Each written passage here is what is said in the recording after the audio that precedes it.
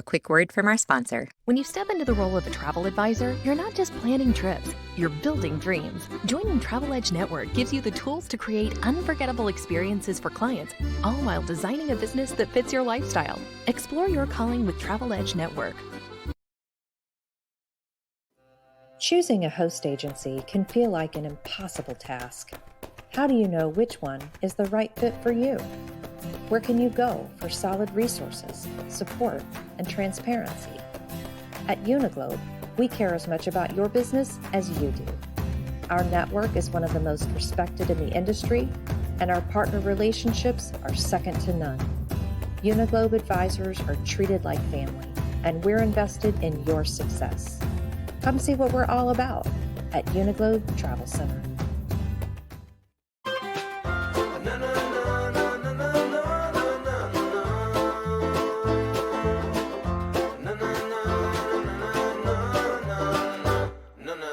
You're listening to Travel Agent Chatter, Volume 30.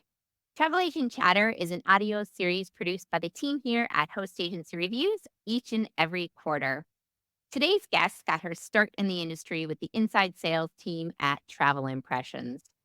After a reorg, Veranda Adkins decided to start her own agency, Travel Legacy. She gave herself 6 months to see if she could make things work, and she's yet to look back. Having been in the shoes of a supplier, Veranda tells us how advisors, even those of you just starting out, can strengthen supplier relationships and how that can help you grow your agency. And celebrating 10 years of business this year, Veranda has grown her agency to an impressive $1.5 million in annual sales. And during this past decade, she's evolved from selling mainly cruises to now doing destination weddings, as well as escorting 8 to 10 groups a year around the world. She's a firm believer in the saying, if it ain't broke, don't fix it. And as such, she focuses her destination wedding business with one supplier, resulting in an elite status that helps to ensure her clients have an amazing stay and makes it so that she has a client satisfaction rate of 99%. And for those of you that feel like your work encroaches on your personal life way more often than you would like, I'm with you. Our guest has managed to find the work-life balance that eludes many entrepreneurs. She shares with us how avoiding FIT bookings is actually part of her strategy to ensure that she continues to love her job and has the downtime she needs to rejuvenate. You'll hear how to avoid losing your business Facebook page after a hack. From firsthand experience, Veranda gives us 2 simple fail-safes that you can do to avoid the heartache and hassle that she experienced. So join us as we dig into groups with our globe-trotting guest today. Without further ado, let's get on to the show. Hello, I am Steph Lee, the founder of Host Agency Reviews, and I am the lucky lady that gets to be your host for today's episode. We've got a great guest book and waiting in the wings, but before I bring her out, let me tell you a little bit more about Veranda. So before she even had her driver's license, today's guest was flying solo to Alaska and hanging out in Germany while her dad was in the military. We'll be hearing about an amazing gift idea for your travel-loving clients that will keep them calling you in the years ahead. And if you're exploring the idea of the Come With Me trips, Veranda is the advisor to inspire you to see the world with your clients. She has been to South Africa 5 times and has hit 43 countries up so far, with India and Bali on the top of her future destinations. Links or resources for today's show, anything we talk about, you can find by going to hostagencyreviews.com/TAC and clicking on episode 30. Now, please sit down, fasten your seatbelts, and stow any luggage under your seat. We are expecting clear skies and smooth sailing today. Our itinerary includes beginnings. We'll talk about sales, groups. We'll move into wisdom, and then we'll end things up with our indispensable segment, as always. You ready to take off? All right. Well, Veranda, welcome to Travel Agent Chatter. Thank you so much for having me today, Steph. I really appreciate it. Well, let's start by kind of jumping back in time, because I am always curious to hear about an advisor's upbringing and how that influenced their career. Because sometimes we have guests on that who are like me that didn't really travel when they were younger. And then we have other guests. I think last episode, Courtney Nichols, she was flying solo by the time she turned 10 or something Yeah. insane. So what's your story like? Was traveling something you were exposed to when you were younger? Yeah, believe it or not, I always say my parents were always travelers. My mom was kind of like a nomad and would jump us in the car and go places. And I think kind of like Courtney, you said Courtney had it. I know Courtney. So I took my first Great. solo flight, I think at 9. I flew from LA to Alaska by myself at 9. So, and then also my dad was military and he got stationed in Germany when I was 11. So my first out of the country was going over to Germany. I got my first passport at 11 and have just kept one ever since then and try to fill it up with as many stamps as I can. Yeah. Oh, was your goal then like you got the travel bug early? So was your goal to always work in travel, or how did you end up in the travel industry? No, I did not. I did not plan on working in travel. Ironically enough, my degree is in human resources management. And so one of my first jobs out of college was as the HR generalist for travel impression. Mm. Just got that job on a, just a hope and a prayer. And it ended up working in the travel industry that way, and it was kinda like dream job. I get to do what I thought I was gonna love as far as HR went, and then it was a travel company, so, like, all the perks that came with that part of it, so I was like, "Yeah, I hit the jackpot," and then slowly the HR part faded away and the travel stuck, so So at Travel Impressions, you did HR, but then you moved into like sales there?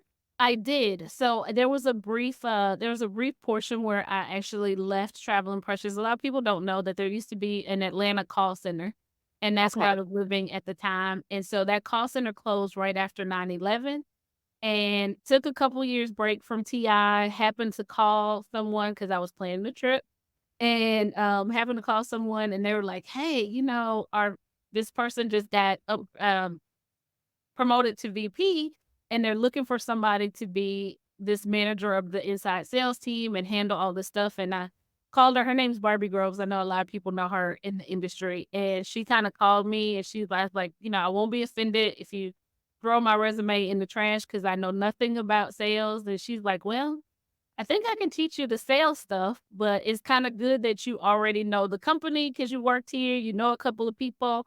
She's like, "Come in, let's talk."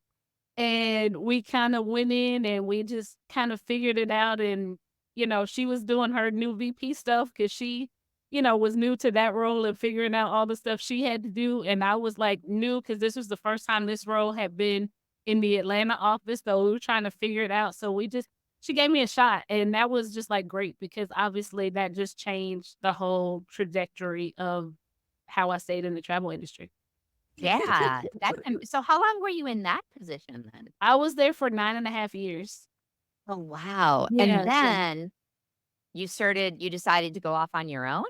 yeah, so, in 2014, I decided to Straddle Impressions was going through that's when the whole merger thing came with ALG and all of that stuff that was happening at that time, and Mhm. so they did some reorgs and things like that, and I was trying to figure out what I was gonna do, and I told my husband, I said, I've been helping travel agents," and my position at Travel Impressions was manager of the inside sales team, so whenever we had agents that had issues with hotels or, "Hey, I'm trying to figure this out. My client's transfers didn't show up." Like all of that investigative type stuff was what my team handled. And Mhm. so I kind of got a feel of things to do and not do. And so I told my husband in 2014, I said, "Give me 6 months. If I don't see anything materializing from this travel agent thing, I'll go, look for a job. I don't know what I'm gonna do at this point, but I'll go look for a job, a real job." And he's Yep. like, "Okay, go, just go for it." And that was March 2014. I haven't looked back since. Wow. Yeah, 'cause you picked up pretty quickly, right? Once you opened Travel Legacy's doors, it I did. You know what? It was kind of crazy because I was invited to a Love Mexico show down in Mhm. Cancun, and it was my first event as a travel agent on that side of the business. I had been, of course, to events travel impressions and behind the counter.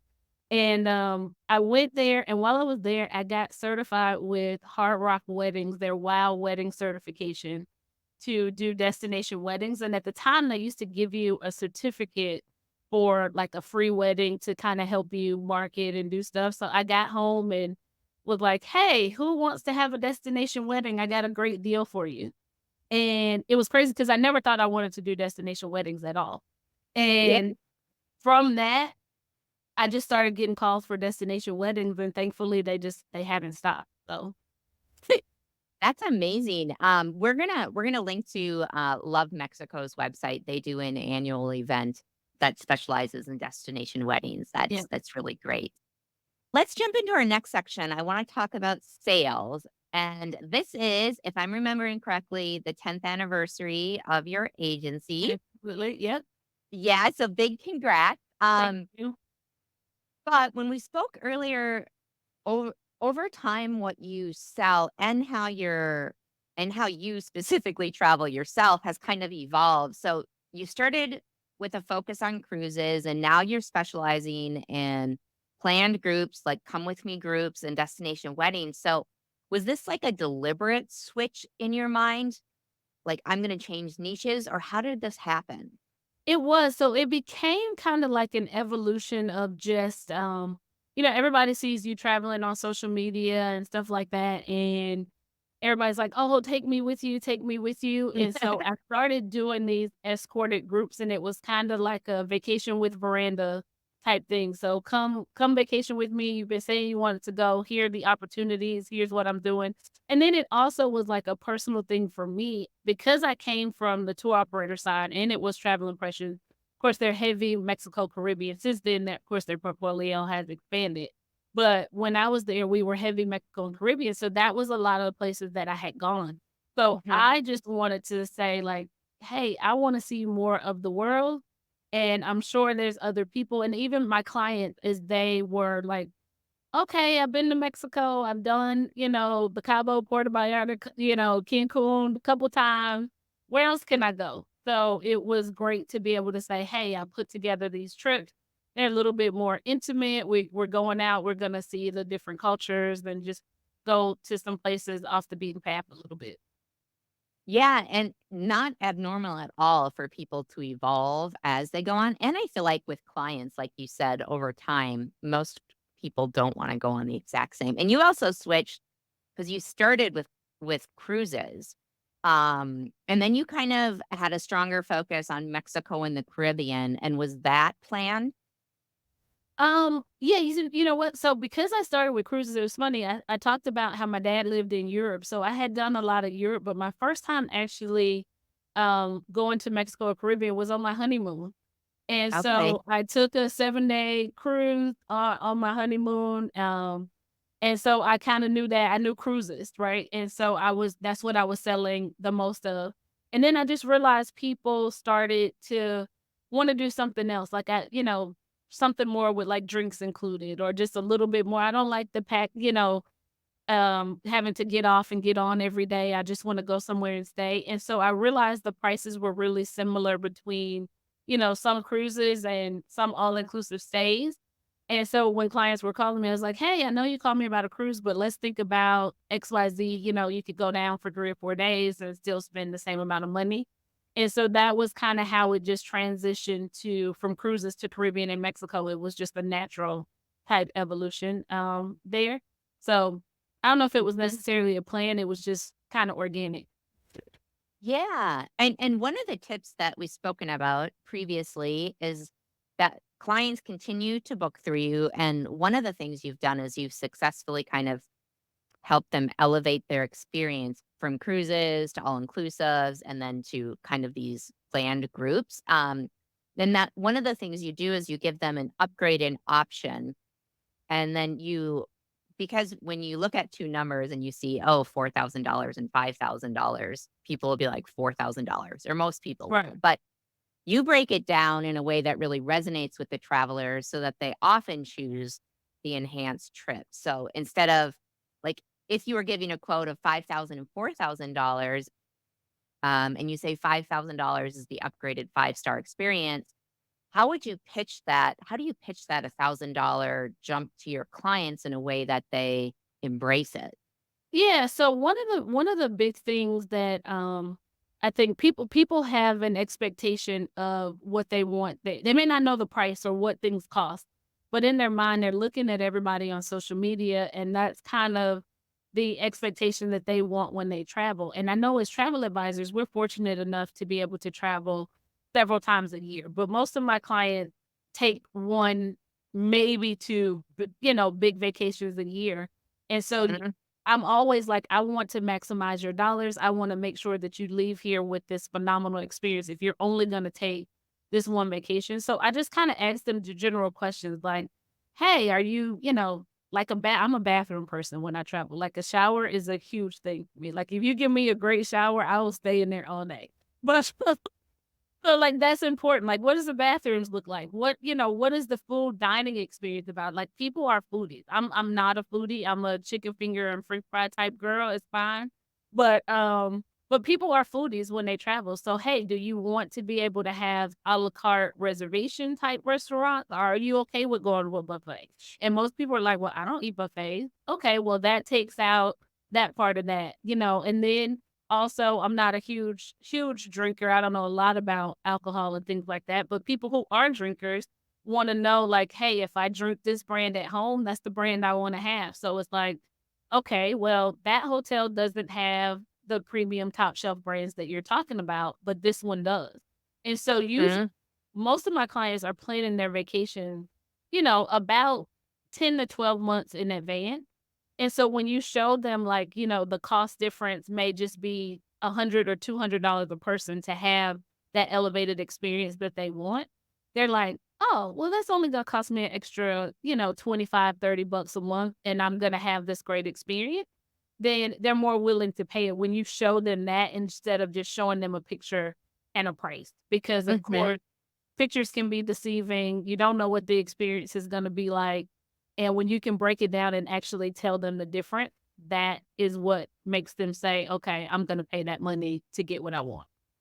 Yeah, so it sounds like, first of all, asking the client and seeing what's important to them because I would never alcohol isn't important to me, but, I would even if it was important to me, I would never think to ask Yeah. about it to my travel advisor, and so asking those questions and qualifying them, and then also breaking it down like, it's only gonna be an extra 25 bucks a month that you have to pay over the next 8 months for a Yeah. five-star experience. Well, I know that you won the best in sales and service for 8 years in a row when you were at Travel Impressions, which now that I know you've been there 9 years is really impressive.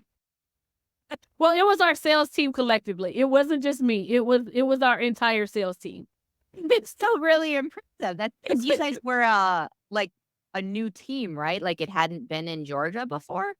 So no, it was our national it was the by our national sales team won that award. So all of our BDMs all over. So we were kind of a mixture. Our inside sales team was kind of new because I hired most of those people that were on our team. I think there were like 2 when I started and we expanded to like 5 other members. Or 5 total team members. But yeah, so we were just really like that. And I think that foundation of just the things that we got, like customer service wise at Travel Impressions and just going above and beyond for our travel advisor partners was really instrumental in what I wanted to give. I kind of wanted to transfer that to the consumer side. So that's where all of those questions and things come from with qualifying the client and making sure like, hey, if you were home and you were deciding to go, just on a weekend getaway, what type of hotel are you looking for? Are you staying at a Four Seasons for the weekend? Are you okay with the Hilton Garden Inn? Just those type of questions and just wanting to provide that level of service to my client came from just having that foundation of being best in sales and service at TI. It was really something that we were really proud of at that time. Yeah, and I hadn't thought about this, but that's a great because people are always looking for other ways they can get into the travel industry, and, working for a supplier is one of them, and it actually, in many ways, preps you because especially what you were doing, because you essentially, I'm sure whenever an advisor made a mistake, you were the one they call, so you knew all the mistakes people made, didn't have to learn them yourself, and you found out like all the things that could unexpectedly go wrong and how to fix them. Yeah, yeah, yeah. And it's really good to see it from that side. I tell people all the time that had I not had that experience from TI, I Mhm. would have been lost as a travel advisor because I started out completely independent. I've never had like a host agency or anything like that. That Yeah. I was under, and it was because I had that foundation already, so I kinda knew how to navigate things and talk to suppliers and, just all of that stuff that comes on the back end side that people don't really think about. A lot of people get in the industry and think, "Oh, I'm gonna put up, this website and tell people I sell travel and all these bookings are gonna come in," and while we wish it was that easy, Yeah. it's definitely not the case. It's all the little stuff behind the scenes that helps make everything so successful. And one of those things is the relationships with the supplier. So it's interesting because you have that supplier perspective. So what did you see advisors doing that were kind of beloved by the travel impressions teams? What did they do that strengthened and built that relationship with you? I think just staying like front of mind with your agents and then just the way you sorry, with your supplier partners, just staying like front of Hmm. mind with them and making sure that they know who you are. And it's not just a call when I need help. It's like, hey, I just wanted to let you know you guys did a great job with my client. They went, down to Jamaica and everything was perfect. I really appreciate it. Letting your supplier partners know like what your business goals are is really important too, because then that way they can help you reach those goals. I know, just I've had conversations with new supplier partners like, hey, I've never sold you before, but I have sold a similar product. I'm trying to figure out how I can apply or get my client to now like yours. And I Hmm. found that those supplier partners are like, "Oh, that's great. You wanna start selling me? Well, let me tell you about this training that I have," or even, "Hey, if you're gonna be in the area of our property, I would love to, like, have you stop by for the day and do a site inspection. Let me know if I can, do anything to set that up." And those supplier partners I've found the ones that I work the best with are really there and really responsive because I feel like we have those relationships and just getting to kind of know them out at industry event so they can put a face to the name too when Yes. they see you. I think it's like super, super important to just get to know them on that personal level because I mean, we work in a very fun industry. So for the most part, barring any, like super bad problems with the supplier, it's really a great industry to work in because everybody's pretty friendly and wants to help you, especially your BDM who's that's their job is to help you. So building those supplier relationships to me is like super important. Mhm.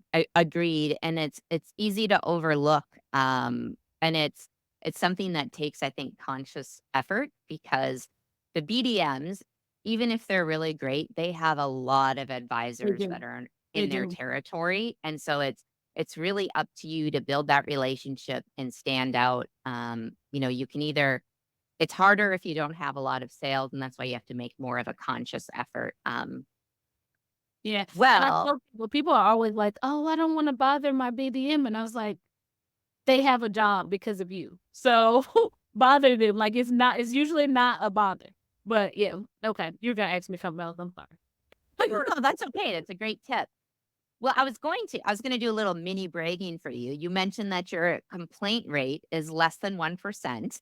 Yeah. Uh, and that's really, really impressive considering you've been doing this for 10 years and you're doing groups and destination weddings, so you're doing large volumes.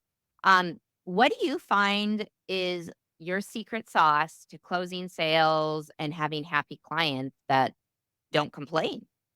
My biggest thing is I try not to sell anything that I have not seen or experienced myself. Mhm. And for me, it's just really helped. Like I remember when I first started my agency, I took a week and I literally probably saw about 30 properties during that week in Cancun to say like, "Hey, I want to sell this. Nope, I don't want to sell that." And I didn't know what I wanted to sell, right? Because I hadn't seen a lot of properties at that time.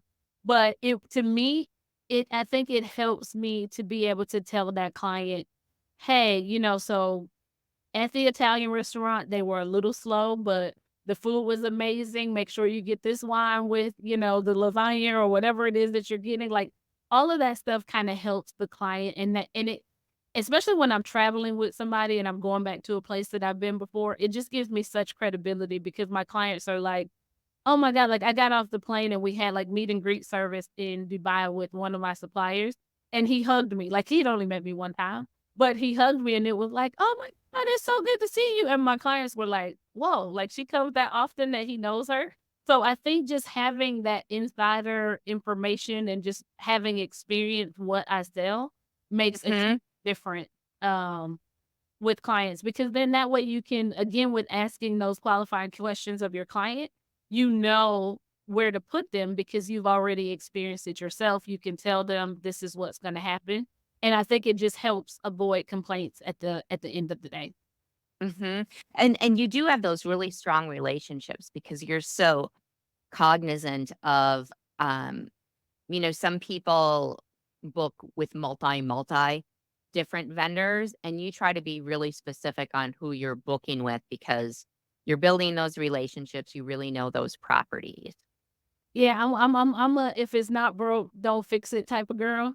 And so a lot of the properties that it's funny, I told you way back when I started 10 years ago, I took the WOW certification with Mhm. Hard Rock. I promise you about 90% of the weddings I do to this day are still with Hard Rock. So I'm always like at Hard Rock Showstoppers and all that kind of stuff because that's the brand that I know it works and it's been consistent with my clients that they've loved it. So that's like really one of the good like go-tos that I have in Mexico. Mhm. So yeah, so I think just keeping all of those relationships and just making sure that I'm using properties that I know has been like really, really important. Yeah, and then you have the connections if something Yeah, goes awry. yeah, yeah. Well, we normally do quite a few segments in our show, but because you've got such a great group business, I think we're gonna spend most of our day talking about groups. Okay. So next segment, groups. I was talking with you about how you structure your planned groups, and it was really eye opening for me because I don't think I realized how specializing in these come with me groups and being really thoughtful about Right. the calendar, how it can help with that work-life balance. Like, you use it as a great way to make sure you have downtime. Your daughter's wedding Yeah. is it next July? It's Yeah. next July. Yeah. Yeah, and you've been, like, waiting to plan your 2025 groups until you got that time down. You take what month do you take a month off? I try to Right. take like July and August to just Okay. have some downtime a little bit and then start up. And it's just a carryover from when I only have one daughter. It's a carryover from when she was in school. She was usually out of school for the summer, and I wanted to be able to hang out with her and do stuff. So I, was usually not doing much during those months anyway.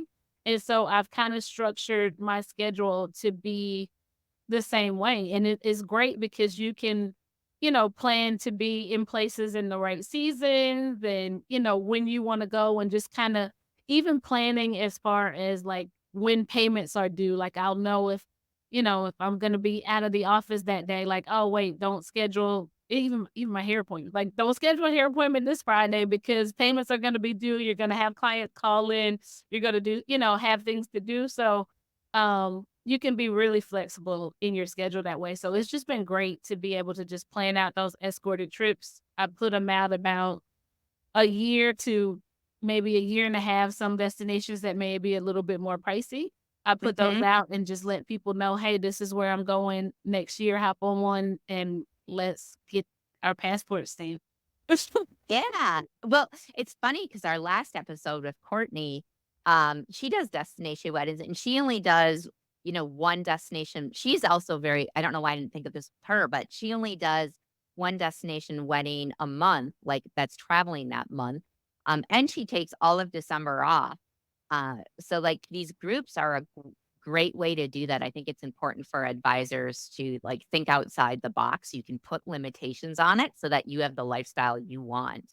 Yeah, I like it's funny you keep mentioning Courtney, and I told you I know Courtney. I laugh at Courtney though because She was a speaker at a conference, and she's very detailed about her schedule, like, probably more so than me, so she's serious about her schedule, and she made a joke, she's like, "I don't care if you're President Obama, if you don't have an appointment on my calendar, we are not talking that day."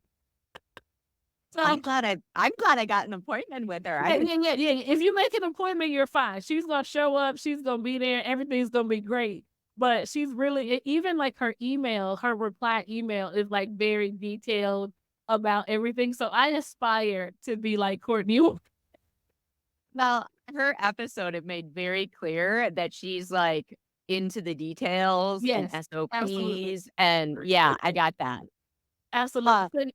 So yeah, but it's those, and it's funny because it just goes back to your question. When you do those type of trips and you plan out your schedule like that, it does give you that freedom. And I think that's one of the things, wanting to be your own boss and own your own company. I personally did it to have control of my time. And that's why I don't feel I'm as effective as an FIT travel agent because you're going on vacation and it's the same time that I want to be on vacation and it's not going to work. Like, cause I got to worry about your stuff now and all this other thing versus with my group travel. Like I said, I know what your payment dates are going to be. I know when I need to get documents done. I have the whole schedule out of when I need to get names to the supplier.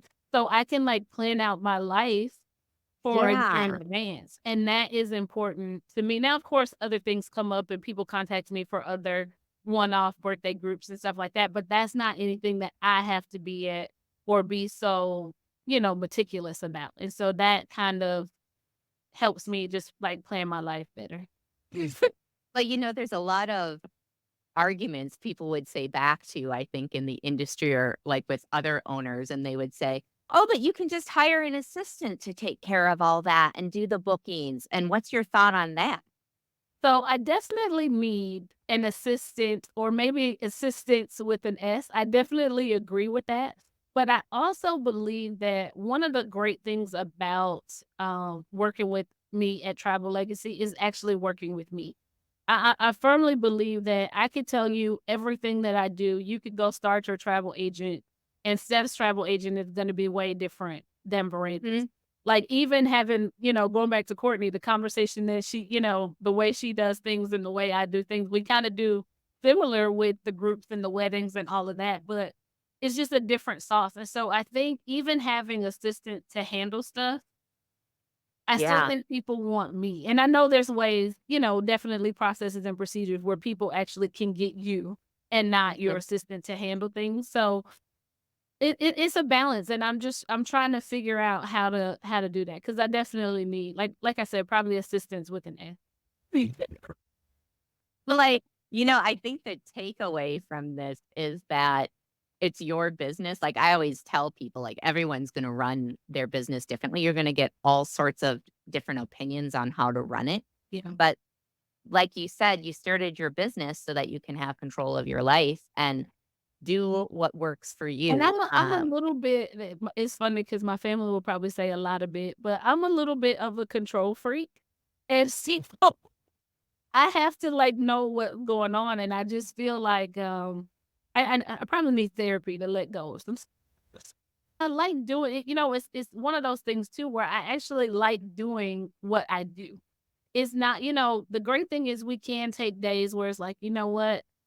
I'm gonna say I'm a crime TV buff." So, it's like some days Imma sit here and watch all the crime TV that I can, um, because I don't feel like doing anything today, but then, there's other days where I know I gotta get stuff done, and so I just like being in the mix with everything and knowing that it's done, so, yeah, The key word I hear there is that you like what you do. And I I think love what I it's easy as an entrepreneur to get caught up in the hype of grow bigger, better, like do this, optimize. And I think people can lose sight of the fact, it's one thing if you're very motivated by money and you want like more and more money coming in. Yeah. But at some point, like I've had friends do this. I had a friend actually, they started a company together and they grew it to like 50 people. And one of them, like one of the partners was just like, this is not what I wanted in my life. Like I wanted a small boutique firm. And And so he ended up leaving because it just wasn't fulfilling. And Yeah. that's the most important thing I think for entrepreneurs to remember is your job should make you happy and you're the one in charge of it. So if it's not, you have the power to change it. Yeah, I learned a lesson very early on in my career that I would not take a job because of money. I Mhm. needed to make sure it made me happy. I left a job that I liked for more money, and I got to that job and I actually hated it. I hated it. Yeah. So and that was good that I got that lesson very early on. I mean, obviously, we all need money to survive and to pay our bills. And it is funny because you talked about, oh, if I hired assistants, if I decided to scale my business, obviously I could. I think we talked about before where I said I've never really done much marketing, like any marketing really. Most of it is just like word of mouth. And people say, oh, you should market because imagine how much more business you could have.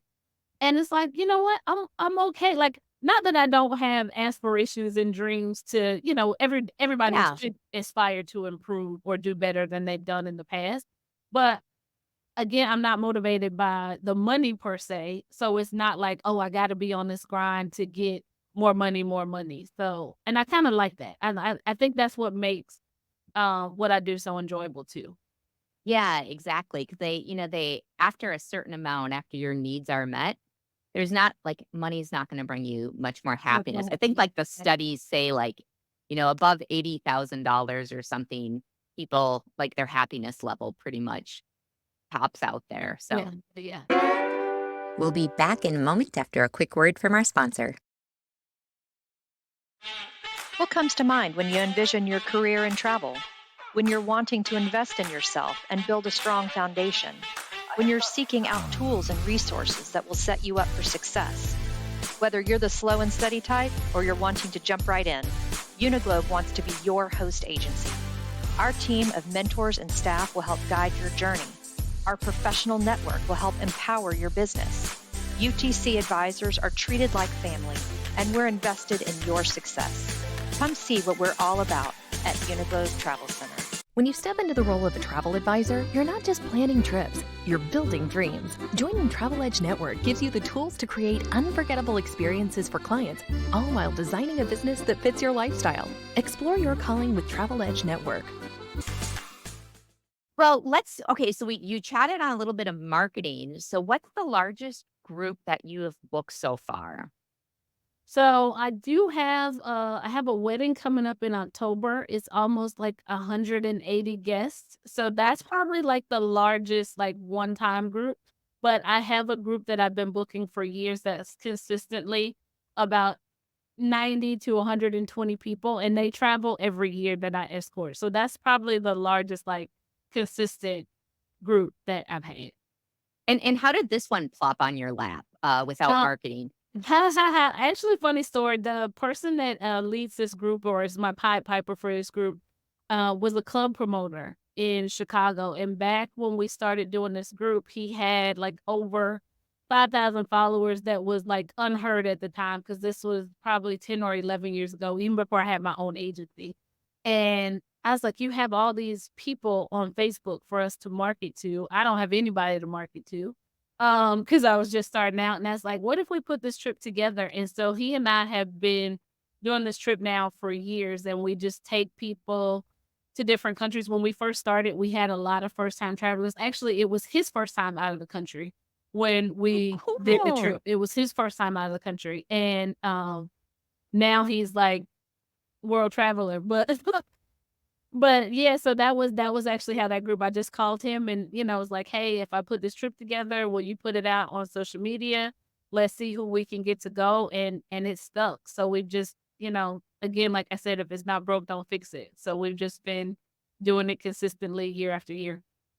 Yeah, and with him, you kind of worked out that with the markup that happens with this group because there's things on these group trips that are added that you can't get anywhere else, like going to a club where he's going to DJ and other things. So you've worked it out where you split a markup or something along those Correct. lines.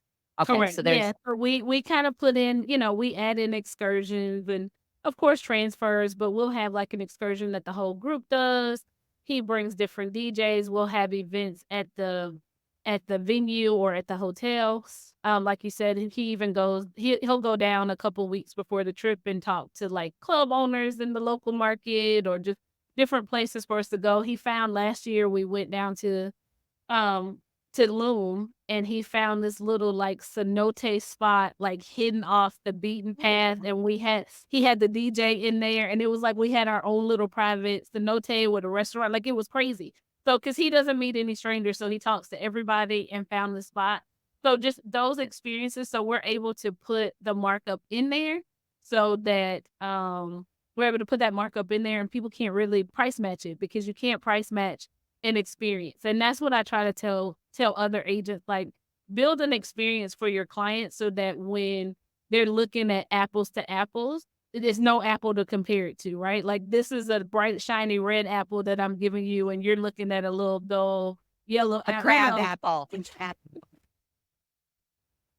So yeah, and that building that experience has also helped that group, because they're literally like, while we're on one trip, well, where are we going next year? Because they want to see. So that group we've been to everywhere you can think. We just left Colombia this year. That was the first time we had been to Colombia. So yeah. Oh, that's well, with these like the escorted groups that you do, like the come with me groups, you do about 7 or 8 a year right now. You're hoping to get up to 10. And some of those destinations are repeat and some are new. So how do you pick the destinations for every year? It's really based on where I want to go. I love it. What the secret sauce is. I mean, it's destinations that I want to go to. And so I may go like scout out something before. I do have an experimental group that I take some places with me, so they know that like, okay, Veranda doesn't know anything about this. She's never been. Let's figure it out. So I'll take them to say, okay, what pieces of this, and literally we have these conversations. Like we'll take some tours and they'll tell me like, yeah, don't bring anybody else back to this tour, but make sure they do that tour. Make sure, and so they've been really great with that. And that's kind of how I just figure out if I want to go, go some places and what I want to do in those destinations. And just things, I like taking people to places that they don't think were possible to go to. Like one of my things on my list, like I've been to South Africa now 5 times. As a kid, I never thought I would have gone to South Africa once, let alone 5 times. So I like giving people those, I say no destination is a once in a lifetime destination, because you may get there and you realize like, oh my gosh, I didn't get to do everything I wanted to when I was here. I have to come back. And so I like giving people those experiences of what they thought were once in a lifetime destination. And that kind of drives where I do my escorted trips as well. Yeah, and you told me this the other day, but how many countries have you been to now? I think it's over 40, I know. So maybe about 45, 46 different countries. Oh my gosh. Okay, so those of you that are listening to the audio version will describe this to you, but Veranda, can you show like your back wall? Yeah, so I'll move this explain a it. little bit. And okay. This wall on the back there, you can see in the middle, there's a map. And it is a scratch off map that my daughter actually gave me for Mother's Day so that I can scratch off all the places that I've been. And the pictures around it are pictures of me and some of the people that were with me in just all the different destinations that I've been to. So that is like my wall of fame behind me, of just like all the countries I've been to and pictures and just the people that mean a lot to me that were there with me. So yeah. Yeah, what a great talking point, but also when she was telling me about it, maybe other people know about these and I don't, but I was like, that is such a cool gift to give your clients, like repeat clients that travel with you, like the scratch off map. I told Veranda I'm going to get it for my parents. They'll really like it. Yeah, So, and I love it because I actually took it down. I hadn't updated it in a couple of months, and so I added a couple countries. I just got back from Ghana, so I took it down and I scratched off Ghana. So it's kind of cool to see, and It's gold is what you scratch off, and I actually say all the time, I don't have very many color like, there's so many more places that I can go, so I'm excited to scratch off the colors so I can see. You need to visit Russia. Yeah, For because that is one of the biggest things on the map. It is. people will be like, so why did you choose this destination? Well, it's the biggest land Yeah. mass in my scratch off map. Yeah, absolutely. Well, let's see. Do you have any tips for other advisors on because you're going to all these new destinations and new countries on how to pick suppliers for those destinations? Yeah, so a lot of times I'm able to find like a lot of the destinations have shows. Like me going to South Africa for the first time was with Indaba, which is something that South Africa Tourism and some other organizations to actually sponsor people to go to. So that was a great opportunity for me to meet suppliers and to actually experience what they have to offer in that destination. I often set up Zoom calls with other vendors and, other suppliers while I'm there as well, so that I can kinda sit down and get to know them and what they offer, because again, it's about creating an experience, so I wanna see, like, what type of vehicles my clients are gonna be riding in, like, what are your suggested hotels based on what is available in the area, like, how does that compare to what I wanna do? And so I definitely think just meeting those suppliers and making sure that what they offer lines up with what you want to offer for your brand. Okay. So that's a big thing. And for those that haven't checked out our events calendar on the site, that's a great way to find out about things like Indaba. We'll link to Indaba in the show notes, but it's great because you get hosted, you get to go to South Yeah. Africa. Um, there's the conference where you get to network with suppliers, but there's also fam trips that you can go on. And they make So it work. I will just say that to yeah, anybody who's thinking about doing, you have to finish their specialist class before, and there's several different chapters to that, and then there's a certain amount of suppliers that you have to see while you're there, and just so it's not just, "Oh, I wanna go to South Africa." They definitely make you work for that hosted trip. So just keep that in yeah, mind. yeah. Well, that's we'll link to the events calendar as well for people that are interested. But when you put your groups together, Veranda, is there anything special you do to surprise your groups, either like during the trip or when they come home to kind of, spice things up a bit? Yeah, so during the trip, I do, I have my itinerary where we may put out, lunch isn't included today or something, or lunch on your own. But if we're all together, I'll say like, you know what, guys, don't worry about it. Lunch is on me. Like, or even if we're sitting in the lobby and everybody's like having a drink, oh, guys, don't worry about it. I got it. Just all those little things that kind of makes your clients feel like they're your guests on the trip. And that kind of helps them say, oh, this was great to go on vacation with her. And that's what makes people wanna tell their friends to, like, go, like, she's with you. Even if, there's downtime on an itinerary, I'm not, like, "Oh, I'm going to my room, I don't wanna talk to anybody." I'm sitting in the lobby, and if somebody is there and they need help or they wanna, if I'm going to the mall and that, even though that's our downtime or our free time, if I'm going to the mall, come with me. Like, I want people to feel like they're really vacationing with Veranda, and it's not just "Oh, I can only stick to this itinerary. This is what we have to do." I want it to be a personalized experience for them. Yeah, and building that camaraderie. I know you do some things before the trip as well to break down those walls between the travelers that may not know each other. What can you tell us a little more about that? Yeah, so even with that, like, if we're going on a trip, so I try to cap those, vacation with Veranda, the little escorted trips. I try to cap them at, like, 20-25 travelers maximum, but sometimes I have people that are coming by themselves that they don't know anybody else. A lot of times people are bringing at least one friend or, something like that, but sometimes I have people who are coming by themselves, so I just have, like, a call on Zoom, and those who can make the call, and it's kinda just like our go over, wrap up everything that you need to know about, converters, currency, what to expect, food allergies, like all that kind of stuff that you may be worried about on trips. Because sometimes, like I said, these destinations are what people have considered once in a lifetime. And they may think Yeah. that, oh, it's totally different. What they have in their mind versus what it actually is, of course, sometimes can be totally different. So just having that call, wrapping up, and then everybody's on Zoom so they can see faces, they can see, hear the questions that people ask. That sometimes it's like, oh my goodness, yes, I had the same question, or oh, sometimes I find people that are only chicken finger and French fry girls like me. So it's like, oh, I'm so glad you said that. So now I have somebody to eat with. And they find that even within the group. So it's like, okay, I don't know you, Michelle, but now I got somebody that I can eat with when we get there. So, just that type of thing kind of helps build that camaraderie so that nobody feels like they're on vacation by themselves, or they don't feel like, oh goodness, I'm here with this group and I don't know how everybody's going to be. And I literally feel like at the end of most of my group trips, we become like a little family. It's just Mhm.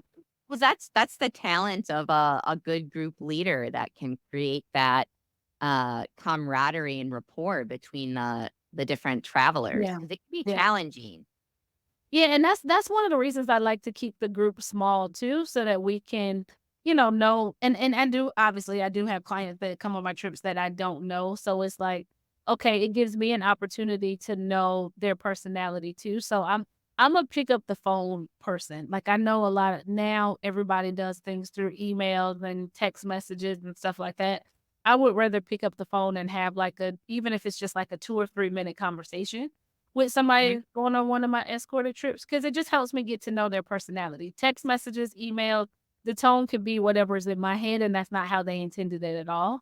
But if we're Yeah. on the phone for a few minutes, it really helps us get to know each other. And I can see like, oh, I can joke around with this person, or no, they're really strict, they're really professional. And it kind of helps me prepare for who I'm gonna see too when we Yeah. get where we're going.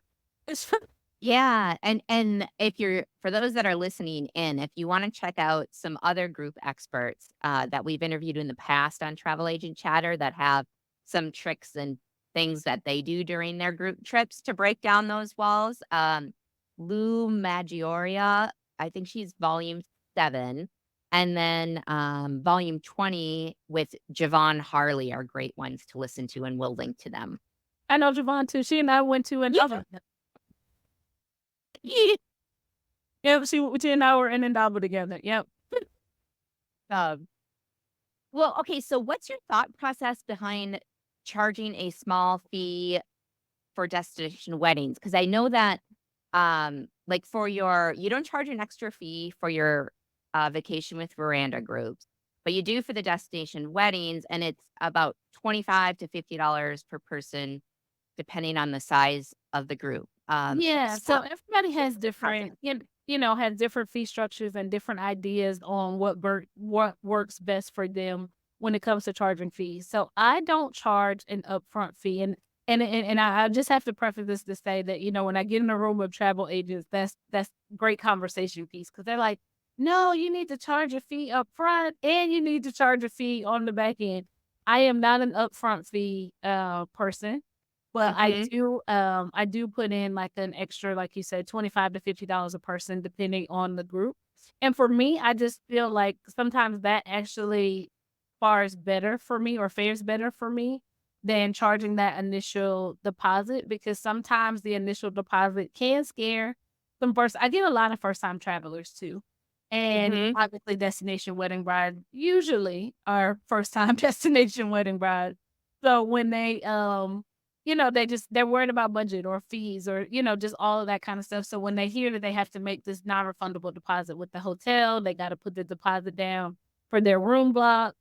I feel like that extra fee, like me not charging it at the beginning, kind of takes a little bit off of them.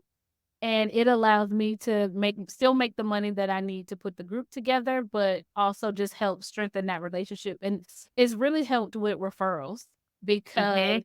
that's one of the things that my destination wedding brides will say, call Veranda, because she does all of this for you basically for free. Because they I'm not that they don't care, but they don't care that their guests are paying an extra $25, because that's one less thing that they've had to pay for, but they get Yeah. the benefits of my service. So, Yeah. Well, and I think one of the things that might help you keep your costs down so you don't need these fees per se, is that all of your clients book online through your Travel Joy group landing pages. Do you get any pushback on that from clients or people that are like, I don't know how to do this? No, so and it's kind of funny because I told you we were working on my daughter's destination wedding, and my husband actually just said this last night because on her save the date is her wedding website for people to go on and book, and he's like, "Well, we're sending it to old people too," and she's like, "Yeah, but all those old people have somebody young that's going to help them book this trip, so they'll be fine." And she's like, "Except for," she said, "except for my grandmothers, and we're booking them anyway, so it won't." That's awesome. Other than that, I usually tell people it's just really good to have people sign up because you get those terms and conditions signed. They see all the information about insurance. They see all the payment deadlines, cancellation policies. They see all of that stuff. And it kind of takes a little bit of the pressure off you because when I first started, I was taking sign ups over the phone. And then somebody would cancel and they would be like, somebody calls you in the middle of you doing 50 million other things and you forget to offer them insurance, God forbid. You forget to offer, and then they have to cancel. And it's like, well, you never told me about insurance. Or either you told them about insurance and they don't remember that you told Yeah. them about insurance. Well, online, guess what? It does that. I even have with Travel Joy, I have an automatic email to just say, like it goes out 24 hours after you book to say, hey, just want to check and make sure you bought insurance. If you didn't, here's the link to buy your insurance. I want you to know that's your cancellation policy if you don't get it. So signing up with everything online just makes it easier to communicate with everybody. You have everybody's contact information. So even when somebody calls me, if they need me to walk them through it, I'll walk them through it, but they have to physically do it online themselves. hmm Now, I know that your social media accounts were hacked and you ended up being left out, and I want to hear more about that in a second. Okay. But first, most people market with social a lot. So how are you marketing and getting the destination weddings? You said email mostly. It's literally word of mouth. A lot of my destination weddings come from word of mouth and just emailing. Email marketing has been really good for me. I have not done as much of it as I probably should have, but I do a good amount and I have a pretty good, I think last time I checked my open rate was like 36, 37% until I talked to somebody else. They were like, "Oh, that's great." And I was like, "Really?" Yeah. And I was doing bad. No, that's great. So that has been big for me, but usually just like word of mouth has been like really big. If you looked at my social media pages, you would think that I don't go anywhere or travel anywhere or sell travel at all. Yeah, you started up new Facebook pages again, but let's so that other advisors can avoid this. Can you tell us more about the hacking and how other advisors can make sure this doesn't happen? Yeah, for sure. So most people know when you sign up for social media accounts, you have to have your like personal Facebook page and then you can start all your business pages underneath it. And so my personal page was hacked and I did not have anyone with administrator right on my business pages. And so Mhm. because of that, the people that I had were just able to post. So like they can still go in and post to those pages, but I don't have any access on the back end of it because it got hacked. So I've been telling everybody, one, make sure you have two-factor authentication turned on for social Yep. media. And then two, make sure somebody else is an administrator with full rights, just like you on your business pages, so that if something did ever happen to your personal account, they're able to go in and actually take control of that page and say, hey, it belongs to me now. And if you have to start new social media pages, they can make your new profile an admin on your page so you don't lose them. Unfortunately, I did not have that. So I did lose my business Facebook and Instagram page. So Instagram I can still post on. Facebook is totally gone. But even with Instagram, I can't do ads. I can't, see insights or anything like that. I can just post. So yeah. Good warning and learning lesson for everybody. Yeah. Let's see. I want to do a few more questions on group logistics before we Okay. move to the next Okay. section. So First one is contracts. When you're working with like the Mexico, Caribbean, all inclusives for the destination weddings, there's there's the option for the flex groups versus the contracted groups, which some new advisors may not be as familiar with these or people that don't book groups. So, first thing, would you mind explaining those really quickly for any newbies and then sharing how you choose which, if you're going to do the contracted rate or the flex rate? Yes. So, just so people know the different contracted rate means you ask for a certain set of rooms, a certain number of rooms. They give you the price, you get payment deadlines, there's attrition deadlines so that you know when you have to cancel by, all that stuff. Your rate doesn't change for those contracted rooms that you have. The flex groups is a little bit different in that obviously you know the hotel, but it's whatever the current price is. And if you get a certain number of rooms, different suppliers do it differently. They give you a code to book with, or you get to a certain number of rooms and you can request it. But you may get those group amenities, but you have to reach a certain number of rooms. But it doesn't matter if you don't. If you only get 5 instead of 10, those 5 reservations are intact and everybody goes on vacation and everybody's happy. So you don't have to worry about any attrition or deadlines or anything like that. Okay. So typically with my destination wedding, I find that brides don't want to deal with changing prices for their customers because now you got auntie paying this much and cousin paying this much, and they're like, what's she doing? So that kind of causes friction. So most of the time I'll do, all of the time usually, I'm doing contracted groups and I'm letting brides know, hey, this is what we have to do. This is our cutoff date. We're not holding a room for Aunt Sally if she doesn't make it, because that means it's going to come out of your pocket. So, whatever. And so they're usually okay with that. Usually where I'm using flex groups now is when I'm dealing with like 50th birthday celebrations, or, a birthday celebration, an anniversary celebration, just something like that where people don't really know how many people they're going to end up with. Mhm. And it's kind of like, I don't, if they book in the prices as much is that much. So, yeah, so that's usually when I'm using the flex groups versus contracted. Perfect. And last question is on air. So with the vacation with Veranda groups, those are usually in destinations that typically don't have air packaged in with the land portion with the tour operators. And when I'm on your page, on your groups page, which I'll by the way link to in the show notes for people that are interested in which groups Veranda's going on. But some of them have air included and some of them don't. So, how do you decide when you're going to include air in the package and when you aren't going to? Usually the long haul destinations, when it requires an overnight flight, I am Hmm. going to include air in that destination. I've just found for me, it's easier for everybody to be on the same transfer. You don't have to worry about people get confused with that overnight flight. And it's like, I don't know what date I should leave. Do I have to be there? Like you Oh, said, the trip starts on the 12th. Do I have to get there the 12th or do I leave the 11th? So that way I can kind of send out the itinerary and I let them know we're departing the US on the 12th on this flight. So then they know all the days of it. And it just makes it easier. It just makes it easier on me for everybody to be on that flight. And it's usually just a central gateway, or, you know, I took the trip to South Africa during Christmas. I told everybody, no matter where you live, we're leaving from Atlanta. So you get mhm. yourself to Atlanta. This is what time our flight leaves Atlanta. This is what time we'll be back, so that you can coordinate your flight on the outside. Now, when it comes to Mexico and Caribbean for destination weddings, I'm probably a bad travel agent because I do not do the air for Mexico and Caribbean. I actually attended a Mm. conference a couple years ago, and one of the persons that was presenting talked about not doing air for these groups. And I was like, you know what? This light went off on me. And that was probably like 6 years ago. And I haven't booked air for a destination wedding since.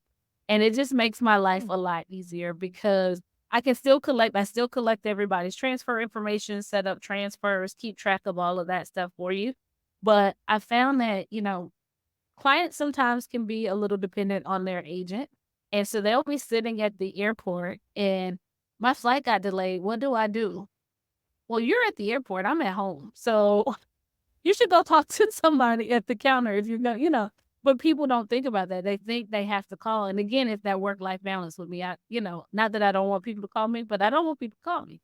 So, Mhm. that's been a great thing. So I let people know, and I worded in a very nice way, like on the wedding website or on that website, like, hey, this is a great time for you to use any points you've been saving or anything like that, to book your air, and I'll make sure your transfers are taken care of. So usually people are okay with it as long as they know ahead of time. Now, if somebody calls me and they're like, Veranda, I'm totally lost. What should I do? I'll walk them through like how to find their flight or something like that, but I'm typically not booking that flight for them. Christine, on international air, then, when you are including it in the packages, do you do contract air ever, or do you shy away from that? Yeah, no, I try to do contract air. I usually tell people the key with that is, obviously you need 10 seats to do contract air. So if I'm seeing that for some reason that I haven't really had this, that a group isn't gonna reach like 10 seats, then I may just start booking the people that I've already booked on like a published air flight, but we're all on there together. So I do use someone to do my ticketing for me so that I can make sure we're all on the same flights and all that kind of stuff. But I prefer to do contracted air. It just works a lot easier and you don't have to worry about ticket prices changing and things like that. Yeah. Yeah. All right. Well, let's move into our next segment, which is wisdom. And you've got a lot of it, Veranda. So I'm excited to hear what you have to say. Okay. Are there any things you wish you had known before you got started as either in the industry or as a travel agency that you think newbies would want to know or should know?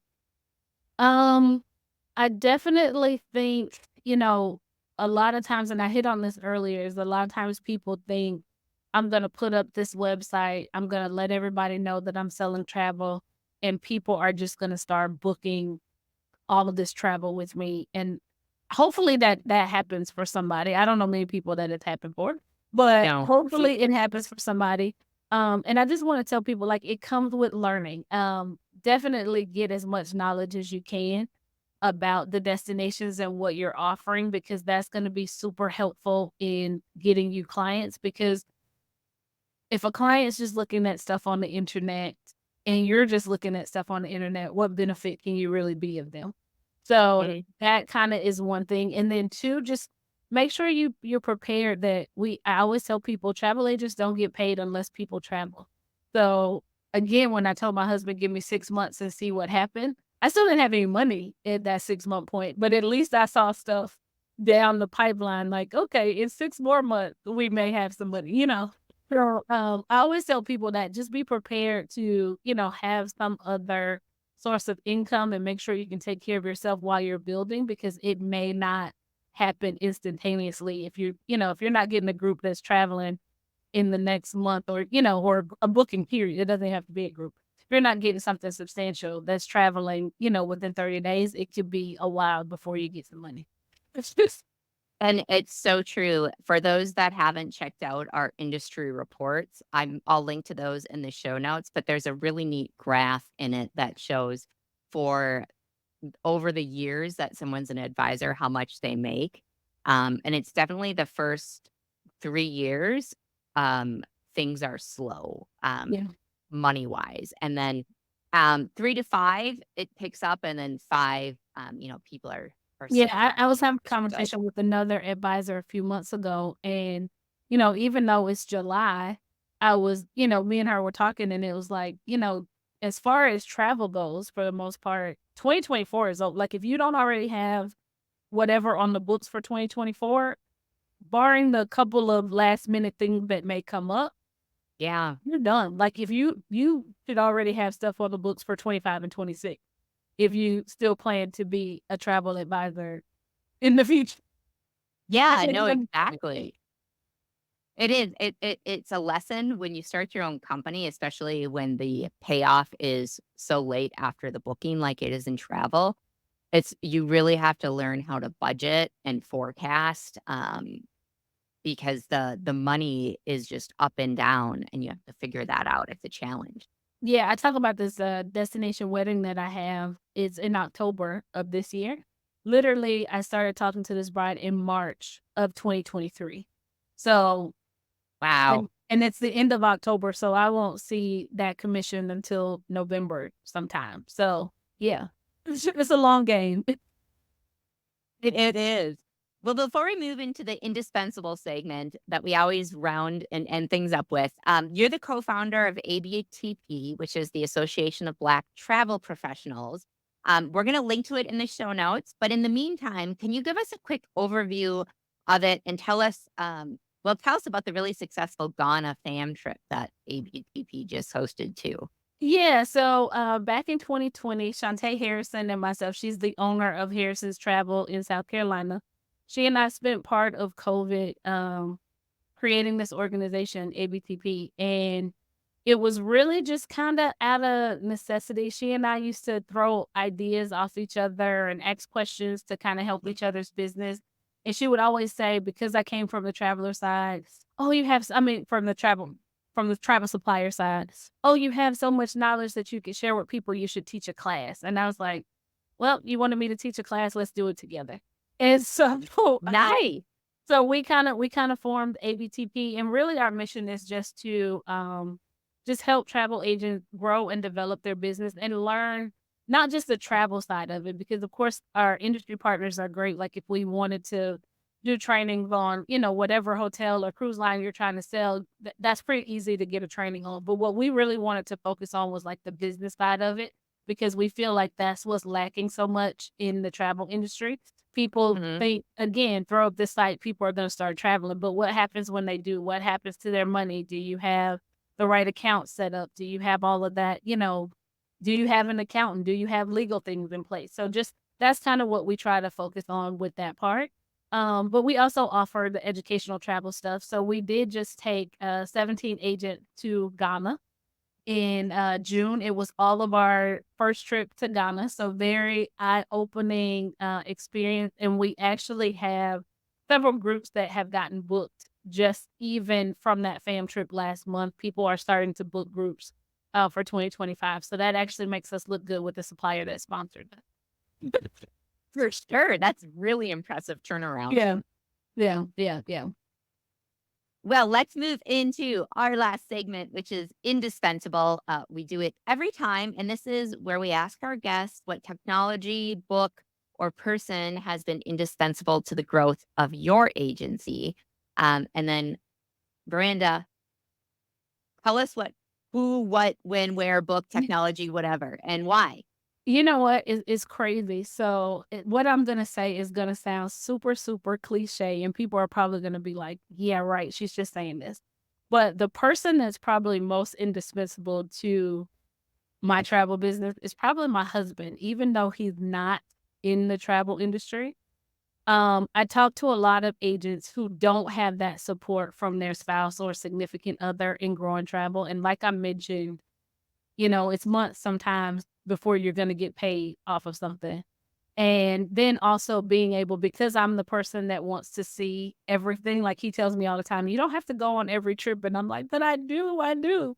But just having his understanding and his unwavering support in what I do every day has given me, like, I know that I can take this risk, or I know that I can go on this trip and it's not going to be an issue. Like I can think about, I was traveling and he's like taking my daughter shopping for homecoming and to get her makeup done and just all that stuff. So knowing that everything was taken care of at home, to be able to go out and be out in the world and do that has really just helped Travel Legacy be able to expand and grow. So I know that's probably like a cliche answer, but that's what I feel. No, not at all. I think you actually bring up a good point to be, if you do, because being in the travel industry, I was talking to someone about this the other day. It's really difficult if your partner back home doesn't travel, especially if you have kids or something along those lines.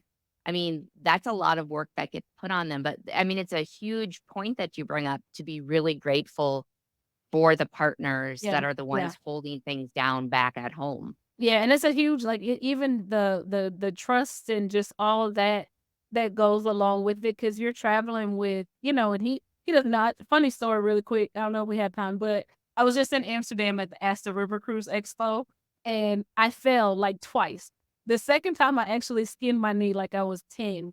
And I called him the first time I fell, and he's like, okay. I called him the second time, and he's like, look, go to your room. Don't leave, because if you fall again, I'm going to get on a plane and come in. But it's just that, being so far from home and having like stuff happen. So it's just really great to be able to, just have that support and know that everything's going to be okay back here at home, and I can go out and do all the things I need to do with. You can go trip repeatedly. Yeah, and not only am I traveling for travel legacy stuff, you mentioned ABTP. The Ghana thing was ABTP, Oh, so yeah. I have both of them, to juggle. Yeah. Well, that I don't think that's cliche at all. Thank you for sharing that. Okay. And thank you all for listening in and tuning in today. If you enjoyed today's show, we're looking for some new reviews. I realized after like 30 shows, I've probably asked for reviews for the first 8 and then forgot. So we are looking for some new reviews. If anyone is feeling really jazzy and wants to go on their phone and press the rating button, please do so. And thank you so much for coming on and spending the time, Veranda. I really appreciate it. Thank you for having me, Steph. This has been so fun. This is exciting. Oh, well, I know. We just chat away, and now you know all the other guests. We're just going to have a party together. We'll have to have a reunion show. That's what all the reality shows do. We'll call it, what do they call them when they come back? Oh, I'm forgetting the word now. Reboot. We'll do a reboot. Oh, reboot. Yeah. Well, thank you again, everyone, for joining us for this episode of Travel Agent Chatter. Thank you, Veranda, for your time. And if you don't already tune in for our Friday 15th, you can join us every Friday, 12 p.m. Central Time on our YouTube channel or podcast feed for our Friday 15 podcast. Thanks again, everybody, and have a wonderful, wonderful rest of your day. You can read a transcript, view the show notes, and watch a video of today's episode, as well as see pictures of Veranda on all her travels by going to hostagencyreviews.com/TAC and clicking on episode 30. And you know what? If you stuck around this long to hear the outro, I have got a surprise for you. If you leave us a review on iTunes, drop me a note at Stephanie@hostagencyreviews.com and let me know. I'm going to send the first 5 people who email me a Starbucks gift card for $5.25. And that's right. Those of you out there that are huge fans of the Starbucks delicious chocolate cream cold brew, know that $5.25 is the magic number that gets you lots of caffeine, but disguises it as a delicious chocolate drink. It's great for adults like myself who have taste buds of a child. So cheers to coffee disguised as chocolate. We will see you next time.